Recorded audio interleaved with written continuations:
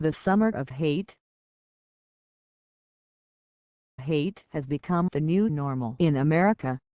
We naively thought that by now prejudice and bigoted rhetoric would be relegated to the margins of society, private thoughts or whispers. Suddenly, however, racist statements are shouted out on television, in social media and along the campaign trail. We're going through a long hot summer as a deeply divided country, and the autumn doesn't look like it will offer much relief. In fact, all the hateful rhetoric that we've been hearing lately is likely to be amplified by the national political conventions, the Republicans now underway in Cleveland, then the Democrats in Philadelphia. The primary driving force of this hate wave has a name and an all-too-present face: Donald Trump. For more than a year, he has put hatred and divisiveness up front in his presidential campaign. We know the facts. Trump has labeled Mexican immigrants as rapists and criminals and suggested banning Muslims from entering the country. He has mocked a reporter with a disability, belittled Senator John McCain's years as a prisoner of war, and refused to apologize for making blatantly sexist comments about women. Trump is a hater. I've never witnessed such venom in American politics as in his campaign. Undoubtedly, many of his followers believe that if their candidate can attack people, they can too. The result is a poisonous political climate where insults, bullying and racism have become commonplace. But Trump is hardly the sole source of all this divisiveness. He reflects undercurrents that have resurfaced with a vengeance this summer. This month alone, 2 African Americans, Philando Castile in Minnesota and Alton B. Sterling in Louisiana, have been killed at the hands of white police officers. Their deaths highlight a sad, long-held suspicion in this country that the darker the color of your skin, the more likely you are to be a victim of police brutality. What's new is that modern technology allows us to witness injustice in real time. When Philando Castile was shot in a suburb of St. Paul, Minnesota, his girlfriend broadcast the aftermath on Facebook Live.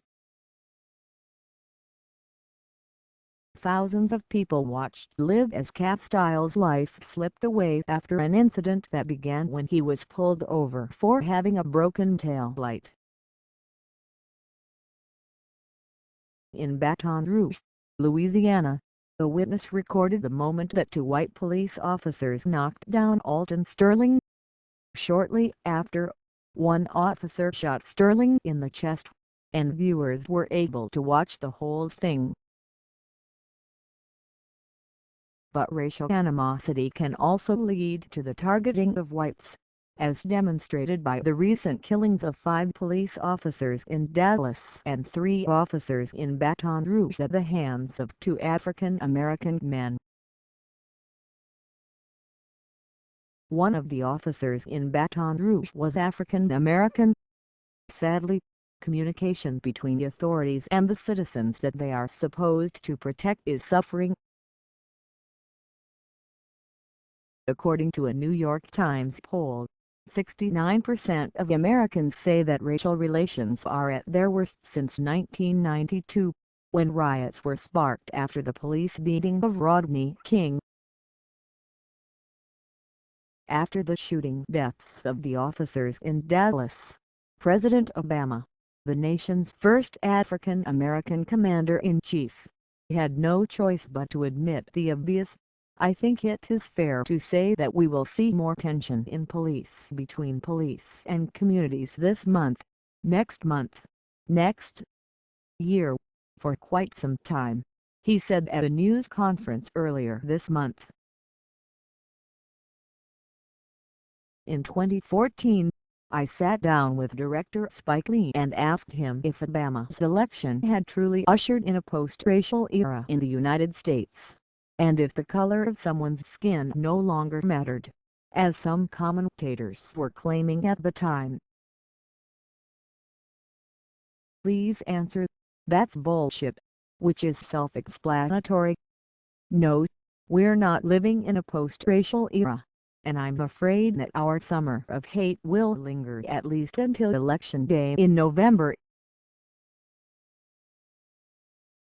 I don't see any indication that divisive attacks will decrease. On the contrary, as the election approaches, they might intensify. However, I'd like to believe that because of the Trump factor, this era might go down in American history as a deeply tragic footnote.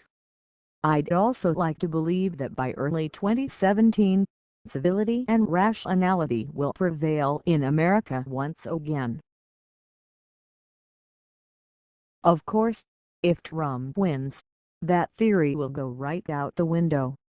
Jorge Ramos, an Emmy Award-winning journalist, is the host of Fusion's weekly television news show, America with Jorge Ramos, and is a news anchor on the Univision network.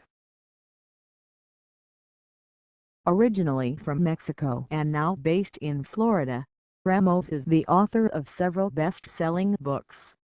His latest book is Take a Stand: Lessons from Rebels,